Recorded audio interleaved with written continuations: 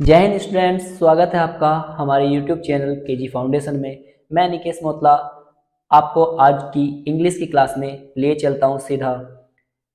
Last class में हमने पढ़ा था sentence and it's kind. Sentence अर्थात वाक्य एंड इट्स काइंड अर्थात वाक्य के प्रकार। पिछली क्लास में आपने अच्छे से सीखा होगा कि वाक्य और वाक्य के प्रकार क्या होते हैं। एक बार मैं थोड़ा जल्दी से रिपीट करता हूं कि वाक्य अर्थात सेंटेंस, इसकी डेफिनेशन क्या होती है। A group of words that makes a complete sense, it's called sentence. It start with the capital letter and it end with the full stop, question mark, mark of exclamation, and it has finite verb also.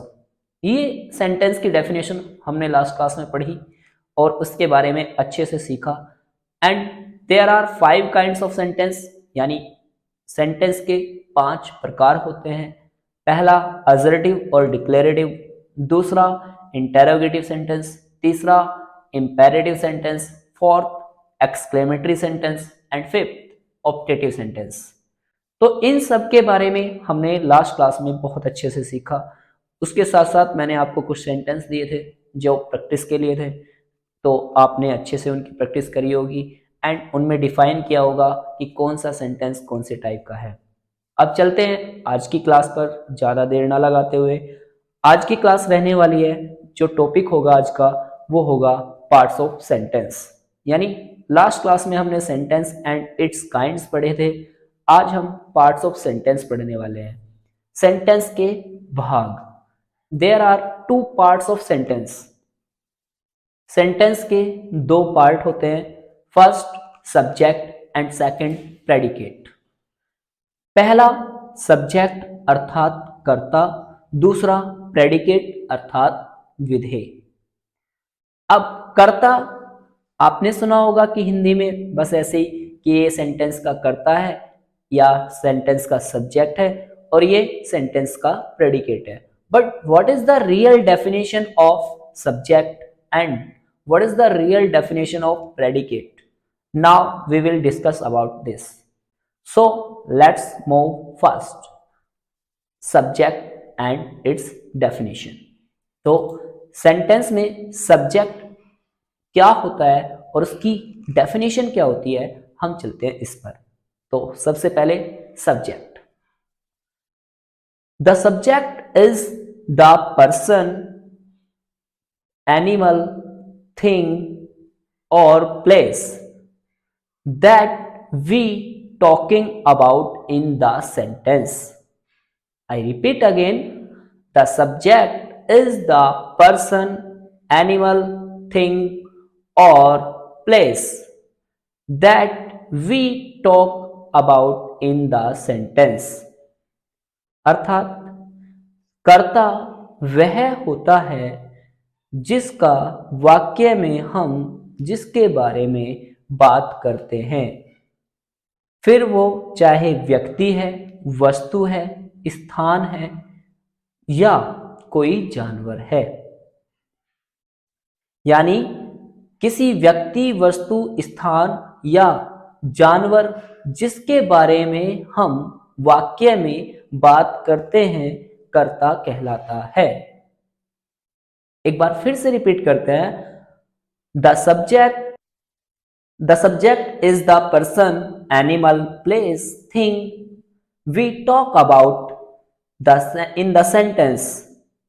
तो ये सब क्या है कि इस sentence में subject की जो मेन डेफिनेशन है वो ये होती है। ठीक है, हमने समझा। अब हम कुछ एग्जाम्पल के माध्यम से इसको समझने वाले हैं कि सेंटेंस में सब्जेक्ट क्या होता है। सबसे पहला सेंटेंस हम लेते हैं, cow gives us milk. Cow gives us milk. तो इस सेंटेंस में काम करने वाला कौन है, यानी जिसके बारे में बात कही जा रही है वाक्य के अंदर, वो क्या है? काउ। तो cow is the subject of the sentence. Next sentence हम लेते हैं, Ram went to the market. अब Ram went to the market, काम करने वाला कौन है? राम। तो राम क्या हुआ? सब्जेक्ट। तो सेंटेंस में जो काम करने वाला होता है या जिसके बारे में बात की जाती है वो सेंटेंस का सब्जेक्ट होता है। जैसे एक और एग्जांपल ले लेते हैं हम आपके सामने, Meerut is a big city. तो सेंटेंस में सब्जेक्ट क्या है, किसके बारे में बात हुई है, मेरठ के बारे में। तो Meerut is a big city, तो सेंटेंस में सब्जेक्ट क्या हुआ, मेरठ।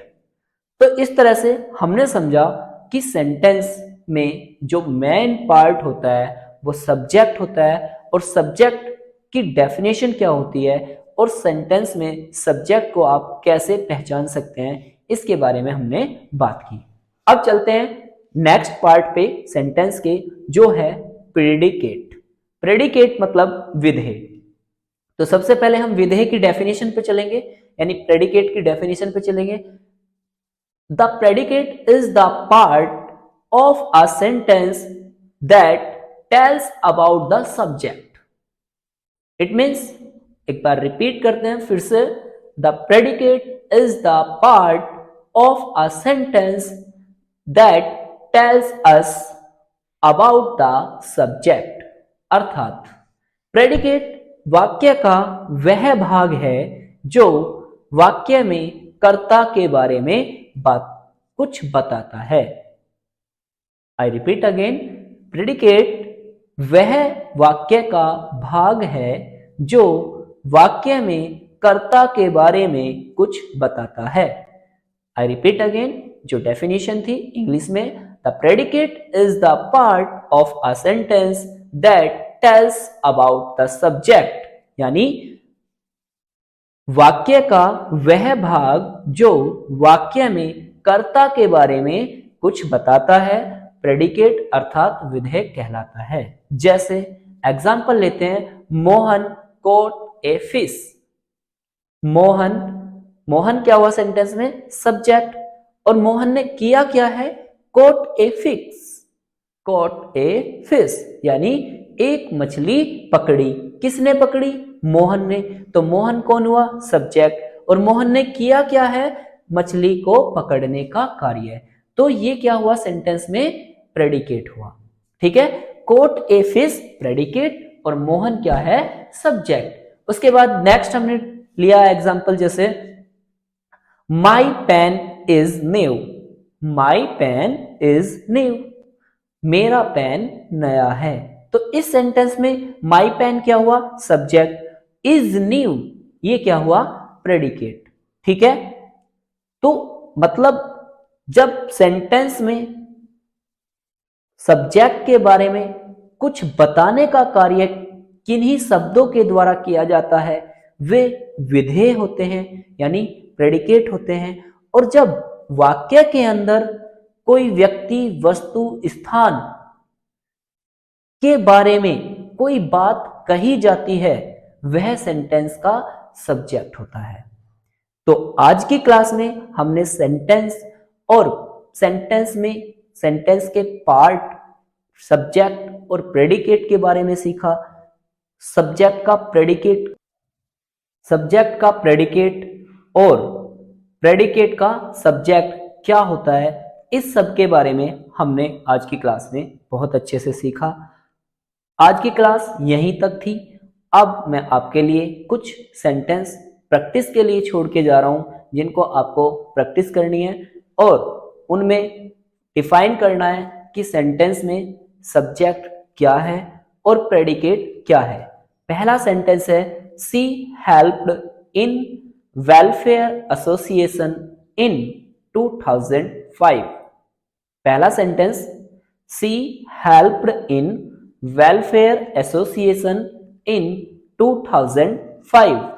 सेकंड सेंटेंस है, my friend is running on the track.